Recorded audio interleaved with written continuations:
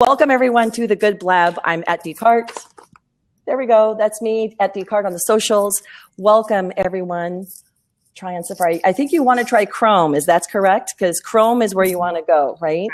Right. Okay, so I will just send a little note to our guests. Why don't you guys go around? Carrie, thanks for joining us. And Todd, I'm going to have you repeat. Okay. What is it that you guys do? For the next 45 minutes, we're just going to be chatting about doing social good, moving the needle on something that needs to change in our world. We have, all you need to do is literally watch any of the trending hashtags and you're going to be depressed. Mm-hmm. Yes, you can record this too. I'm recording it, so we'll have this as a recording that you can use later.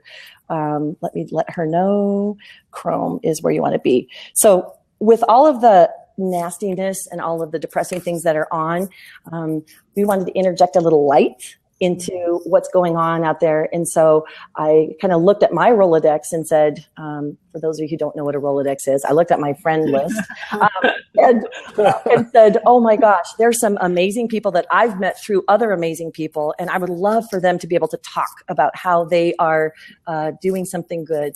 And so I've invited Carrie Sowers. Carrie, tell us where you're from and what organization you work with. Well, originally I'm from Missouri. We spent a lot of time on the West Coast, and we are newly in Oklahoma City for 3/4 of the year, and back in Portland, where Todd is, for a lot of the other time. We were there for the summer, and I'm back next week. But I work for the Mentoring Project, and we're a nonprofit with headquarters in Portland and an office in Oklahoma City. And we recruit and train mentors, men and women, for high-risk kids. And we do consulting for neighborhood organizations or churches who want to start their own mentoring initiative. And we like to empower other people in their own community, because that makes way more sense for them to modify a mentoring program that works for their community instead of us trying to set up shops all over North America. We just like to help them do their thing well. And we love serving our mentors in Portland, Oklahoma City. We're about to have a big conference that Dawn, hope you're going to be here for. Yes, I'll be out there for that. Yay. Yeah. So the end of September, we have a big conference called Place. I think we have people from 23 states and 4 countries coming out to talk about mentoring and building opportunities for kids. Awesome. Thank you, Carrie. That's so neat. So anyone who's joining us along the side, please feel free at any time, because the beauty of this medium is that you can ask questions. If you have questions about anything that Todd says, Carrie says, or Nicole when she jumps back in, what she says. So she's having issues getting back in. Restarting my computer. Okay. Poor thing. Okay, so we'll do this again, and we'll have Nicole. If she cannot make it in, we will have her come on back. Nicole, I think that you may want to restart your whole system, and that's exactly what she just texted me. So thanks. Yeah, see, that's the fun, is that you get to learn from these really smart. Thanks.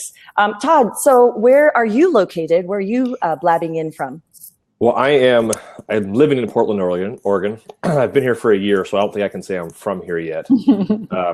In fact, so I lived in Philly for 18 years and grew up in Chicago for the first 18 years. So I'm on like an 18-year track. I figure I have like 17 more years here in Portland, and then we'll see what happens. But that's awesome. Yeah, so you can use your cane to walk away from Portland. No, I'm just kidding. We're not leaving, I don't think. And there's no way I'm packing up all of our stuff and putting it up again. So, so we've lived here a year. We love it here. It's a great city. Philly has its own goodness to it, and Chicago's great too, but Portland's been awesome. So I work for a company called Pure Charity, and we're basically a fundraising platform for nonprofits, and work really closely with nonprofits to kind of help them, get online. Well, it's funny. It's amazing how many nonprofits don't even have websites, let alone are able to donate online. But we really work with them closely to kind of do some innovation around fundraising platforms and fundraising solutions, and helping them kind of think creatively about how they're reaching their donors and kind of personalizing things and kind of connecting with their donor base in some cool ways. So we're really a technology solution for nonprofits, and it's awesome. Like I said before, I get to basically hang out and talk with people who are on the ground doing amazing stuff all day long, and it's pretty amazing. So it's a lot of fun. It's pretty inspiring. So Todd, you said you made the comment that you run into a lot of nonprofits that don't even have, sometimes will not even have websites, or they're very low tech. mean, they got big hearts. Low tech is a good word. But low tech, right? Yeah. And I think that, and Carrie, you probably have folks that are into mentoring, but may not be high tech either. Right. So how, is there any, how do you come alongside them, either your donors or your mentors, Carrie or Todd, your partners? You know, do you come alongside them with, like you said, that some of them don't even have, you know, it's almost like something that you offer is very high tech, but some of them may be there. How do you bridge that gap with your folks? Todd, you guys are a little more techie than we are in what we do. We have our toolkit, ironically, which is right here. Amazing. Actually, there's like a whole wall of them. I don't know if you can see it. Awesome. I love it. So you have your props close by. I was pretty impressed. Well, yeah, we're getting ready to ship those out. But so we do a couple of things. When we are consulting with organizations, we ask them to not get overwhelmed by all the social media options if that's not their personality. And we want them to think about like their ideal mentor and the type of mentor they want to recruit. And then pick a platform. If you're not on platforms or if you don't have a website, pick the one that you think your mentors are most likely to use. So for instance, if all of your mentors have a Facebook page, you don't want to start them on Instagram because they're not using it. So go to where your mentors are. And then we always encourage them to never forget the power of an email. Everybody can still do that. You can put links in there and help coach them towards using some of the other platforms. And for a lot of our kids that our mentors are connecting with, they don't have access to media. A lot of them are in schools that don't have computer labs. They are not in homes where they have computers or smartphones, or if they do, sometimes the plans are not available.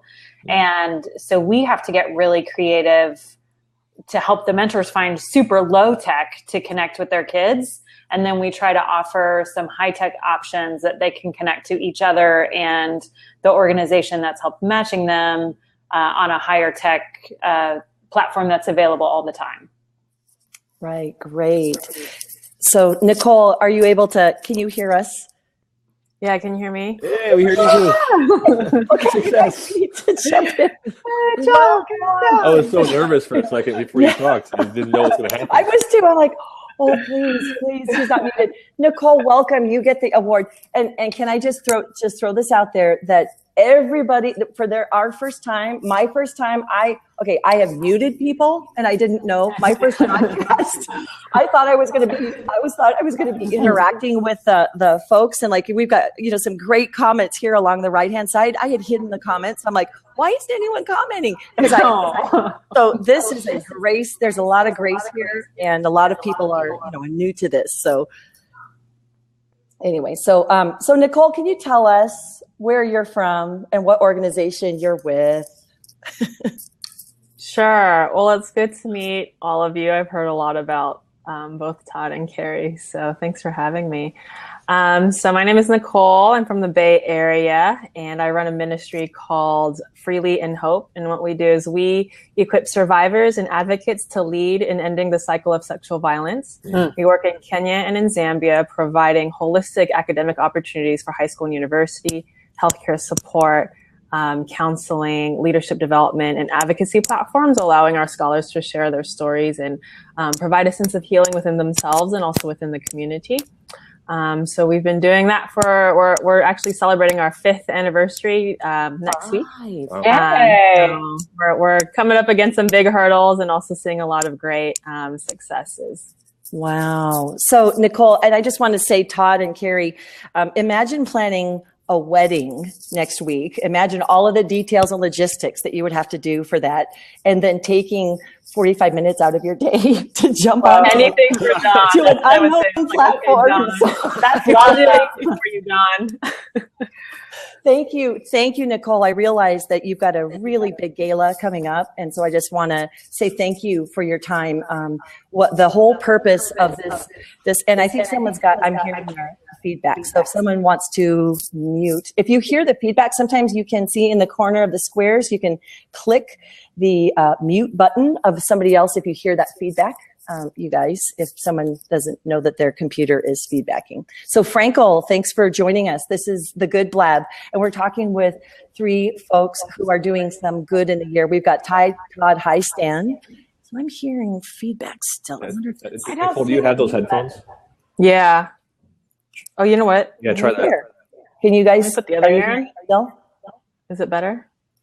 Oh, you do have it. You have a white shirt, so I couldn't see the headphones. Yeah, I just put both ears in, so I don't know. Okay. Yeah. Maybe So I think it's Nicole. So, okay. Well, welcome. Is it Frankie? Yeah. So welcome. I said Frankel. It's Frankie. Thank you. Thank you, Frankie. Thanks for joining us on this. So what we're talking about today is just the good. We're talking about people that are doing something good. So we've got Todd, who's connecting nonprofits and helping them figure out ways to crowdsource. I don't know if that's even is that a good way to say? Yeah, some of that's absolutely is part of it. Yeah, finding ways to do that. And then we've got Carrie Sowers, who represents the Mentoring Project, headquartered in Portland and in Oklahoma City, with an office in Oklahoma City. And they connect up and empower local mentors who are doing amazing things with at-risk kids. And then we just had Nicole Lim, who works with Freely in Hope and helps, she said it so much better, but basically empowers and equips victims of sexual violence in Kenya and Uganda. Is that right? Zambia. I'm sorry. In Zambia. And she actually has been doing that for 5 years with her organization. And one of the questions I wanted to ask all of you, can you guys post links to your organizations here in the comments? So excellent question. Thank you. I'm going to give, I wish we could give our commenters hands because we could give our speakers hands, but I'm going to give, this is like, I am just very impressed. Thank you, Lacey May, for asking such good questions. So that's one of the nice things about this platform is, so Carrie, you can post your link in there, and Nicole, you just did. So it's kind of nice. So then if people are, while they're hearing about your organization, they can literally just link in real time. And I just think that's really neat. But one of the questions I wanted to find out, and I'm hear from it, but it isn't going. I took www off and then it worked at the same time. Oh, there you are. Okay, thank you. Excellent. Thank you. So, links to where each of your organizations, awesome. And then also, too, for those of you who might be new to Blab, you can hover your cursor over the speaker's name, and then you can you can see their bio and follow them. You can also do that. Speakers, you can also follow folks in the comment section. So that's kind of nice to find out, hey, and then connect with them on other platforms. But one of the things I wanted to just hear from each of you is, we've got really diverse areas of good that that you're punching holes in the darkness. What brought you into that? What compelled you to do that? Why would you serve people, Nicole? What was your motivation? Across the globe, survivors of sexual violence. How did you even get into that? And I would just be interested in hearing. I'm always interested in hearing what people did to start their journey. Sure. I think for me, it was learning to identify with stories that were not my own, and learning to identify with people whose experiences are drastically different from mine. However, we find a common link and identification in our humanity. I've learned that though I may not have experienced the extremities of poverty and oppression that a lot of my friends around the world have experienced, what we can relate is in maybe internal oppression, feelings of grief, feelings of overwhelming shame. And so I think those are the points of identification that has really compelled me to advocate alongside of young women who are survivors of sexual violence based on stories that are not my own, but feeling completely just drawn to doing whatever I can to learn from their stories and advocate alongside of them. Beautiful. Thanks, Nicole. How about you, Carrie? Well, a couple paths. One of the easiest ones is that my husband helped found the organization. So that was kind of a lead in. But I have moved out of the corporate law space. I was practicing in Los Angeles and then had my own practice in Portland for a while, and then moved over into the nonprofit space myself, as opposed to just being, like it's in the family, because I just see the huge power that a mentor can have in a child's life. And even 1 to 2 hours a week, they're so many studies, I won't bore you with them here, but also anecdotally, you just see it opens up a whole new trajectory for kids when they have a caring adult in their life, and it allows them to see themselves in a different light. And one of the things we like to do is we like to hold up a crown over their head and speak into them the things that we see are good that maybe someone else previously had said that is a bad thing about them. So if they're always getting in trouble in class, we say, like, you have amazing comedic timing. Save it for recess.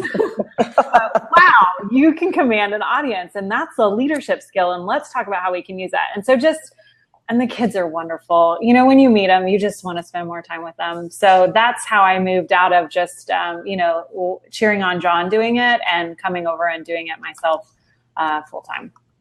Awesome. I love how you speak something over them that was probably counter to what they heard. It sounds very similar to what Nicole's kind of philosophy is too. I mean, not philosophy, correct me, Nicole, I don't want to put words in your mouth, but basically envisioning a different future for them. Maybe something that their circumstances told them, you know, whether it was because they were victims of sexual violence, or maybe they grew up within the foster system, or they grew up, you know, whatever. That's something that I'm more familiar with. So how about you, Todd? What brought you into, why would you, I know you have like you're kind of like a techie guy from what I know. A self-made techie. Self-made techie, just like me. Yeah, woot for self-made techies. But what would draw you to a platform that helps nonprofits connect with their donors? That just seems kind of weird. Yeah. So I guess, full disclosure, I was a pastor for 14 years. Okay. Started a church and it went well. I like to say, in some circles, I say I ran a nonprofit, which it was. Definitely a nonprofit. Emphasis on the nonprofit.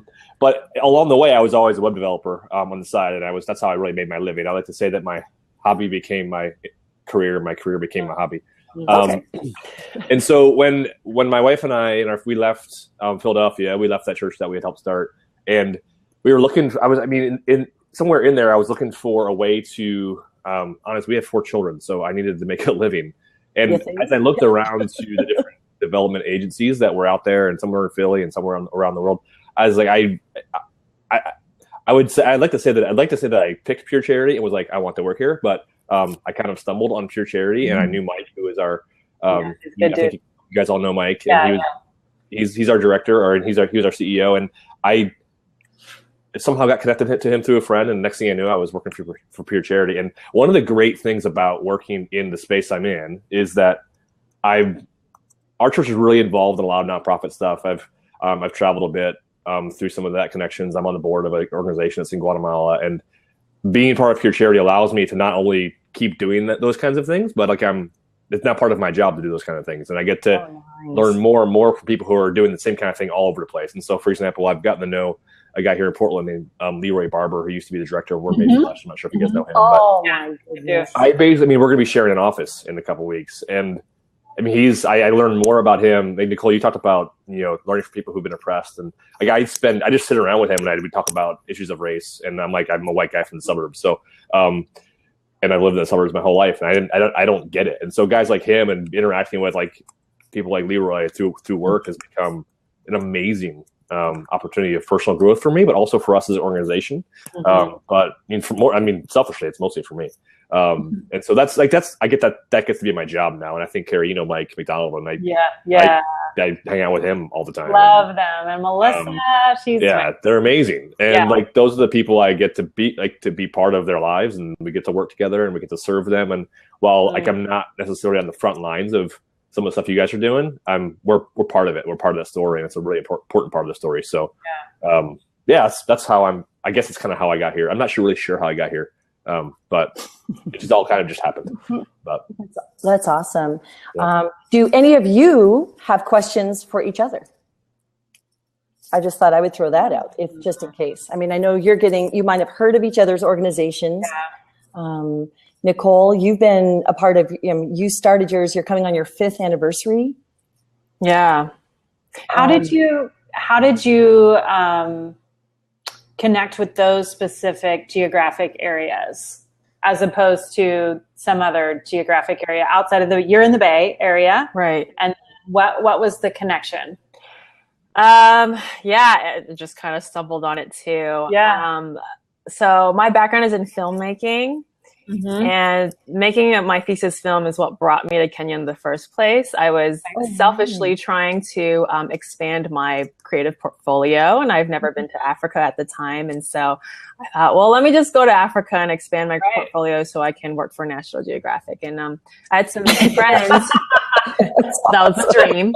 And I had all the time, right? Yeah, right. I've got a dream. I had some friends who were pastoring in Kenya, and I told them the synopsis of my film. I told them I want to make a film about women who have overcome trauma and are helping their communities who you know. And I sent them my proposal, and they immediately responded with these incredible stories from their community in Kenya. And so after reading the stories, I was like, well, Kenya's the place. So I went there, did the film, and in the process was learning about more issues of sexual violence and how it was directly related to lack of education. And then just through friendships, I started just traveling. I do consulting with other nonprofits, including like Word Made Flesh and Hope International and International Justice Mission. And so I was doing a lot of traveling with these other nonprofits and finding these links and connections with issues of sexual violence and lack of education. So that's what kind of brought me to both Kenya and Zambia. Cool. That's cool. Where do you guys work in Zambia? I'm just curious. In Lusaka, we have some partners in Lusaka, and we also have a partner in Livingston. Oh, awesome. I spent some time in Ndola and Lusaka for about 2 weeks and about 5 years ago. So with who? Yeah, good friend. Real good friend. His name is George Paolo is his name. He's a pastor and a church planner, and we went over with a couple of us and spent 2 weeks with him and just went around learning what he's doing and the church planning and the community development stuff they're doing. But he's like in his late 50s, I think, at this point. Okay, so. That's great. I'd love to connect with him because we partner mostly with churches and organizations that are in the community for referrals, for references, so for the support, vice versa. He's done an amazing job of like he's an innovator. He moves things. Like he's awesome, but he doesn't have a huge support network of other leaders at this point. So kind of networking him would be amazing. Cool. He's just an inspiring guy. I hang out with him and I feel like a better person almost. An opportunity to. Perfect. I could use a pull up, but yeah, cool. I totally would love to connect you guys. Yeah, that'd be great. Oh, that's awesome. And you saw it here, folks, on the GoodBlab. It would have been better. It's good for them. It's good for them. That's awesome. And one of the things that again, there is kind of a theme behind you guys. There is I'll say, because there's a lot of folks out there doing good. There's a lot of people throwing money at causes. Right. And one of the things that I very much wanted to highlight and showcase is people that are doing this kind of smarter. And I mean, not to embarrass you guys, but that are like something that Nicole just said. She said, there's sexual violence, but there's a root. How about we can just address the symptoms, but how about we get at what the root ball of what the cause is. And so when, you say, empowering victims of, people who've overcome that. They're not victims. They don't need to live as a victim, and they are overcoming it. And this is a new story that they get to write. And we get to come alongside and equip those people. It's very similar to what Carrie's doing or with the mentoring project. But I love that looking below, and I would challenge anyone who's watching this or who might watch this replay that sometimes just addressing the symptoms isn't always the smartest thing to do. But sometimes that feels the best, I just, it's easier, isn't it, Nicole? And, Nicole, I think, go ahead. You say you guys work in Kenya and Zambia. Do you also work locally in San Francisco as well? So I do, mostly for fundraising contacts, but interestingly, I do a lot of speaking at like universities and churches and conferences and stuff. And it's just really powerful to see how the courageous stories of our scholars are liberating people here. And so I could be speaking to a group of 10, at-risk youth, or I can be speaking to 10,000 youth workers, and without fail, at least one person will come up to me and tell me that they're a survivor. And so with that, I feel like it's just really crazy to see how the power of storytelling is really linking our common stories, where it's allowing, you know, maybe the people here are supporting those girls in Africa to go to school, while at the same time, their stories in Africa are encouraging us to live more audaciously. Right. So we don't have programs here, but I feel like in sharing the stories, we're finding just a lot of hope. Yeah. Oh my gosh. So Nicole, for selfishly speaking, would you ever be able to get would any of your scholars ever be interested on being interviewed like this? Would you ever want to interview them? Yeah. And would they be open to that? Because I think that would be, I would love to have that. And I would put that offer out to you too, Todd, and to Carrie. Yeah. If there's anyone within your community that you go, oh my gosh, if more people heard this story, I think it would be fun to have Leroy Barber, and we'll have a Portland hour, or something. Dawn, we're working to set up, and you can help us do this, but we have a group we're working with in Durban, South Africa, that use our toolkit, and it's Ubuntu Youth, and they've got an amazing program there. And we are setting up pen pals between the high schoolers in South Africa, like pen pals. Nobody uses a pen anymore. Pals. P pals. We wanted to do video pals, and this new, this Blab platform would be really cool, but we want to set up someone on the east side of OKC that has a very different experience than America as portrayed in the news and in videos, and to some of the kids in South Africa, they also have very different experiences than what is portrayed in the media. And we're just really excited to get high schoolers on 2 different continents together and talk about, like, what is your life really like? And what are your challenges? What are the true challenges?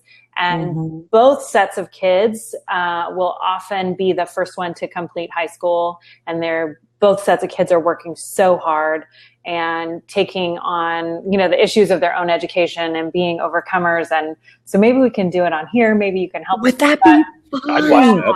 Yeah, I would watch that. Yeah, I think, and what it does is it really goes back to what Nicole had just said, which is how stories unite us, and how it really personalizes. And again, Todd, you were just mentioning your conversations with Leroy Barber. It's like, hey, I'm a white guy from the suburbs, and here Leroy is teaching you from his perspective, and to be able to share those stories.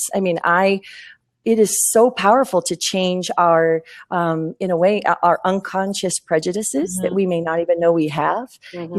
I know one of the things that the more I got to know, like especially the work that Nicole or Chris Hertz from, Word Made Flesh, those types of organizations they did, I wasn't aware of my own unconscious prejudices against people who were victims of violence. That I viewed them as, oh, you're a victim, you poor victim, I'm the savior. And I'm sure you see that, Carrie, in mentoring, or that I'm going to come save you, and aren't I great? And it was an ugly part of myself to realize. I didn't realize I was doing it until I saw and heard the stories of people who were doing it a different way. Yeah, we try to tell mentors a lot of times, when you have that urge to give advice, try to think about building a portfolio of options for your mentee, because your personality and your resources may be wildly different than their personality and their resources, and your way may not be the right way for them.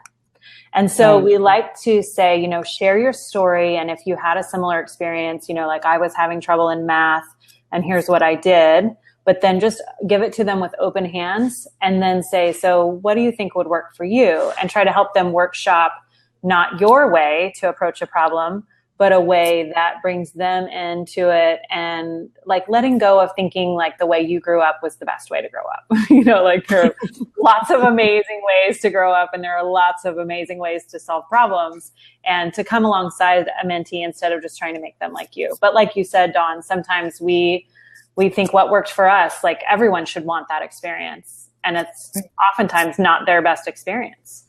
Right. It is amazing how hard it is to give up how your experience is the best experience. To let go of that is right. I'm just thinking it's hard to do. Especially I have when it was a good one, especially when it worked. It worked for you. Yeah. Yeah, Wow. Carrie, So where are your mentors coming from, Karen?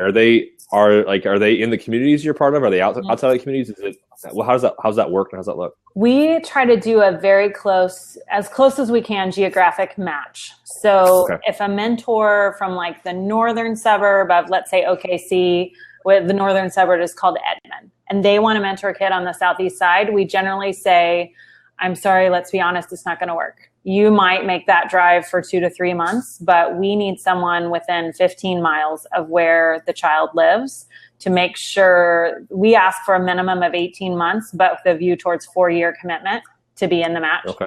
And so in Portland, most of our mentors come from inner city. Our office was on Northeast Williams. And so we worked with a lot of local pastors and say we want a 15 mile max match, because we don't want to just set up another revolving door in this child's life, that we introduce them to someone who shows up for a while and then life happens. So for people who do live far away and they want to get involved, we ask them to volunteer with Mentor Moments or help us find a network of kids in their area. And we usually say, because we work with a lot of churches, as you guys do too, every church should start with the single moms in their own church, because you should be serving the moms in their own church that need more. They need help. You know, it's really, really, really hard to be a single mom. And so we say, before it's hard to be like a parent with help. It's hard everything's hard. But we say, start in your own community, serve the people who are already serving you. And so we say a low-hanging fruit is to start sending adults to youth group, background checks, safety. We all know that's important. But once you get through that hurdle, just get involved with the kids there. And then once you've served all the kids in your church who want a mentor, then we can help you find some other kids. And then for moms who are not networked in with a church, they can contact us directly, and we try to make that happen. So that was a long answer. We work with the police officers here in OKC. It's a really cool program. They do interventions for kids who either they are starting to be recruited by a gang, or someone living under their roof has been recruited by a gang. And they do an intervention. And if the mom and the kid want a mentor, we match them with a mentor. And so we meet over on the east side of OKC. Police officers are present. It is a neighborhood that is very different than a suburban experience. When you go spend time there, but the kids are fantastically talented and wonderful, and they want to have someone that has time to champion them. A lot of times they're living with grandma or living with a guardian, and grandma has a job and has to have a job. And that's how she's loving them, because she's providing a roof and she's providing food, but they need someone who has some time after school to hang out. And so we get people who live close to the east side of OKC for that. Cool. So, is most of your effort, I'm sorry, I'm going to keep asking. Most of your effort with the mentors and training them to mentor well, is your touch point with the mentors mostly, and then how's that? What's your, we have a 3-week 3-week training to start off, and then they have to do a matching interview. They do their background checks. Then they do an introduction interview with their kid. And then we have monthly mentor moments where we have the mentor and mentees come to a program that we provide. Like a lot of them are going hiking tomorrow. And we as a staff have eyes on that relationship, and we help speak into, we get to know the kids, and we say, so-and-so seemed a little reserved. Are they okay? Have you checked in with teachers and blah, blah, blah. And then we do a once a quarter ongoing training with the mentors, where we just pull just the mentors and we talk about some skills that we think would help them. And a lot of times we are transitioning suburban-based mentors or suburban experiential mentors into more of an urban situation. And we have a couple people on staff that we rotate around, and we just help with that learning curve. And hopefully that creates a safe environment for everyone to learn from each other. So you're crossing barriers. Sounds like you're crossing barriers. Yeah, you're purposefully breaking down and educating folks about some of those barriers. Well, we have about just want to respect your guys' time, especially Nicole as she's planning for her thing. question and answer time. So Q&A time. Anyone who, and Todd, you've been doing great. If there's anyone that's watching along. It's mostly questions. No, but hey, if it pops into your head, most likely it's popping into someone else's head. That's what I always tell my kids. So anyone who's watching, if you have any questions that you would like to ask any of these folks, can you guys just post your links again, Todd and Nicole and Carrie, if people want further information about either any of the work that you do? Thank you. I think that would be really nice for people that are either watching this on the replay or watching live to be able to go, oh, you know what? I have not heard that. I'd like to hear more. I just want to affirm Carrie's work at the Mentoring Project. I think when you guys first had your little curriculum come out, I don't know how long ago, years ago, I got it. Probably about 5, yeah. Yeah, what, are you about 5 years old? Like 6-ish, yeah. Okay, yeah. But the curriculum is about 5. Okay, so 5 years ago, that's when I was working with foster youth, and I was trying to figure all this out. You know, I'm trying to be of some help and some support. And so when I first heard of the Mentoring Project, I'm like, okay, let me buy this curriculum and look through it. And it was very helpful. So I saw there was like a teacher on the chat. I think she already signed off, but it's helpful for teachers and for lay leaders, people in ministry, people trying to figure it out like me. Yeah, thanks. Really solid and simple curriculum for people, I think, that feel that this whole mentoring thing is really daunting, especially when you're crossing those cross-cultural barriers or socioeconomic barriers. It's very daunting, and I recognize that. Yeah. So thank you. Yeah, huge props on the way that your curriculum is designed. Well, thank you. So you can give her feels, Nicole, by kicking on her spirit.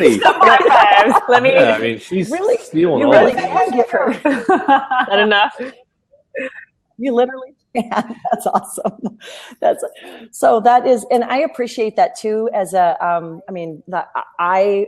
we're going into my 3rd year now, mentoring an aged out foster gal, and she's really very much a part of our family. So I don't even say that part. My kids consider her an older sister. She's 21. She's, in college. She's going to be graduating next year. And so, but it is kind of funny having them, explain who she is, because they all talk about Marlena as she's like our sister, and she really is like an older sister. But at the beginning, resources like that, where this is she was from a part of the city that I had not been to and would avoid, and he opened up and really, I'll just say, she humbled me and embarrassed me at how many, we talked about when you get into a mentoring relationship or you get into some of these situations, it exposes stuff in you. You're like, oh, crud, I didn't realize I thought that. Yeah, you don't know what you don't know. So, and then you start learning. And then I think it was Maya Angelou, I'll butcher the quote, but I love it. But it's like, do the best you can until you know better. And when you know better, you do better. And so I think that when there's a lot of grace like that, then when you have a good heart, you keep learning and you keep changing, both of you. And you've done that so well, Dawn. Yeah. Such a sweetheart. Oh my gosh. Yeah. Well, you can ask her about it. Don't ask my own. I'm in marketing, so don't ask me. You ask the customer. That's when you get the real story. So I would be interested to asking Nicole's customers, her scholars, how things are. And that's when you get the real story. It's like asking your kids, is your mom really a good cook? I rock and drive through. You're going to get the...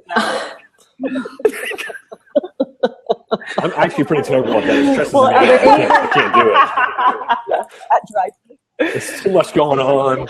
Thank you. Thanks for joining that Mom Life Chat. Others Network, thanks for joining us. We're actually just wrapping up, so hopefully you can catch the replay. I want to be respectful of these characters' time. Thank you so much, Nicole, for jumping on with us. A part of my secret mission, yes, it is to bring light to the world of Blab, but one of the things I saw Brittany, who's Blab's community manager, tweet out yesterday is that one of the biggest ways we can help Blab is by bringing people with good content or content creators. And I just thought, wait a second, I know people that it's not just content for the purpose of content, but you guys have amazing stories. Each one of you alone could be a couple episodes. So what I am doing, I am the Sam's Club appetizers.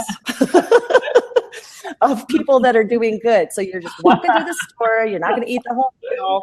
I'm just giving the appetizer, folks. So that's what I want. I want people to say, you know what, they said something, or, you know, there was something that struck me. You're not going to, you know, anyway, so that's the whole purpose. But my secret mission is so that Pure Charity and the Mentoring Project and Freely in Hope can kind of put their toe in some of these technologies and kind of go, oh, okay, I kind of see. Because when you see it, you're like, oh, it's kind of hard to explain. It's like, why would I want to get on a... I've done video chat, but I think the element of being able to take live comments in from your audience is just... It's easier than Google Hangouts. And then for you guys... Let's be honest. Oh my gosh, yeah, there are people like Brian Fanzo moved...